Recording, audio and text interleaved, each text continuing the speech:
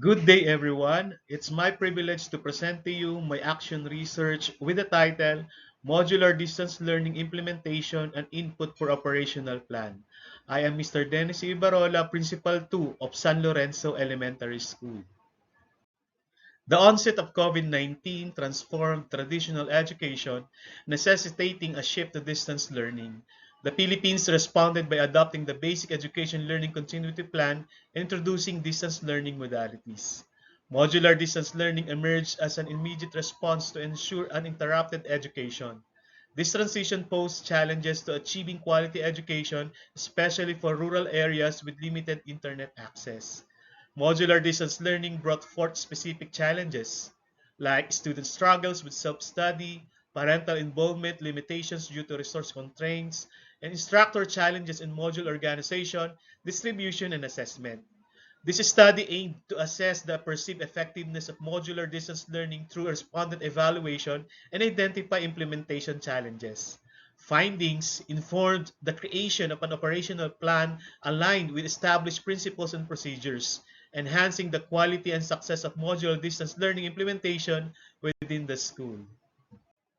Depth Order number 18 series of 2020 states that modular distance learning is used where a teacher cannot provide constant instructional supervision and guidance in a classroom setting. Also, DepEd has used SLMs for its ADMs during disasters or situations where learners have difficulty in daily school attendance. MDL is the only modality for those living in rural areas or provinces where internet connections is only a few, based from Ansaldo 2021. Meanwhile, Dangel and Sumawang states that in modular distance learning, the main challenges emerge. Pupils struggle with self-studying and parents' lack of understanding to academically assist their children due to lack of school financing in the design and delivery of modules. Catro Verden also identified instructors' challenges in this modality based on organizing, preparing, and distributing modules, monitoring students' learning, checking, assessing outputs, and providing feedback on students' performance. Well, according to Madrigal, modular distance learning among small and medium schools and encountered challenges of teachers on assessments, activities, outputs, parents' incapacity, inconsistent participation, and compliance established the need for instructional supervision. Moreover, Quintanar mentioned that educators and policymakers may consider establishing a homeschooling program for parents to learn about effective modular distance learning at home. Also, this could serve as a springboard for further development and support of modular distance learning as one of the Department of Education suggested and executed options during pandemic. This study aimed to answer the following questions.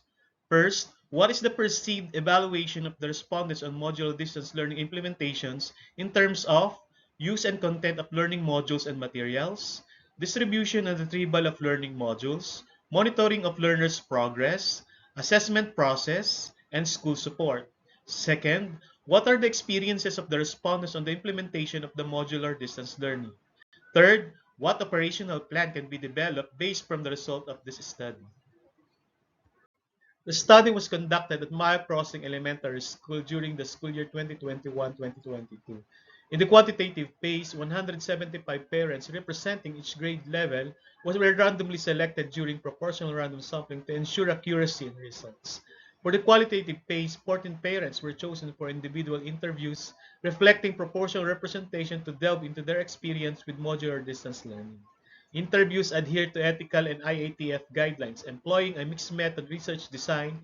The study utilized a Likert scale questionnaire developed with educational practitioners' input to assess perspectives on modular distance learning, while interviews aimed to understand challenges and issues faced during implementation. Collected data informed the development of an operational plan to enhance the quality of modular distance learning based on identified challenges from quantitative and qualitative data analysis. For the results, in Part 1, Perspective on Modular Distance Learning Implementation, in Table 1, respondents strongly affirmed that the modules effectively integrate moral values and proper conduct, suggesting that these modules foster learners' moral development alongside subject competencies. However, independent learning was least rated, warranting attention from the school. This indicates that the need for more precise guidance in activity subject to independent learning.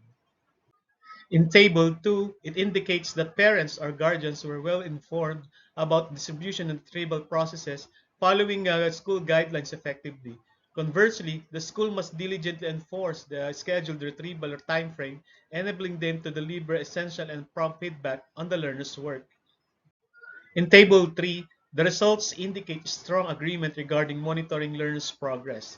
Respondents notably concurred that they received prompt grades and feedbacks on their children's work, and teachers effectively collaborated with parents for learners' remediation assistance when needed. However, within this essentially affirmative context, the need for more comprehensible and contextualized rubrics that parents and learners can easily understand.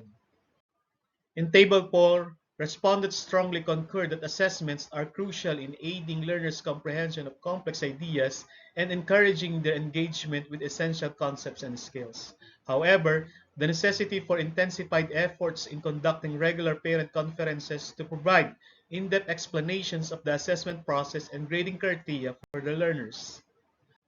And for the Table 5, respondents notably concurred that teachers were accessible and responsive to concerns and inquiries.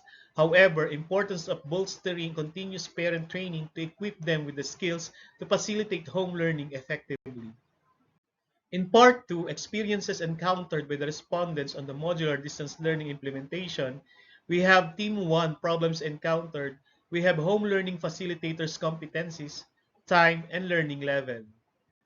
For Team 2, recommendations on the improvement of modular distance learning implementation, the response recommended to have a face-to-face classes, collaboration with the parents, and a clear and complete instructions on the modules.